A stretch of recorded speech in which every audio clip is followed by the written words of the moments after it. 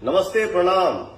मैं पवन सिंह 29 सितंबर को आ रहा हूं अंबेडकर नगर महोत्सव में आप सबके साथ सेलिब्रेट करने। धन्यवाद हमारे डीएम सर, सीडीओ सर और पूरा जिला प्रशासन।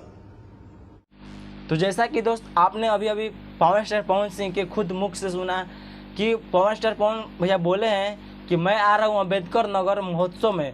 तो आप लोग जितने भी पावर स्टार पवन भैया के फैन हैं, आप लोग अंबेडकर महोत्सव नगर के जितने भी आसपास के रहने वाले लोग हैं, 10 किलोमीटर 50 किलोमीटर के आसपास की दूरी के, तो आप लोग पवन सिंह से मिलने जरूर जाइए, क्योंकि वहाँ पर पवन सिंह एक अपना महोत्सव कर रहे हैं और उसी दिन इनका तुझे ना देखूं तो चैन इस सॉन्ग को भी उसी दिन रिलीज़ किया जाएगा। तो आप लोगों को ये वीडियो अगर अच्छा लगा तो एक लाइक करके दोस्तों के पास शेयर जरूर कीजिएगा, ताकि सभी लोगों को पता चल सके कि पवन स्टार पवन भैया अंबेडकर नगर आने वाला है महोत्सव में।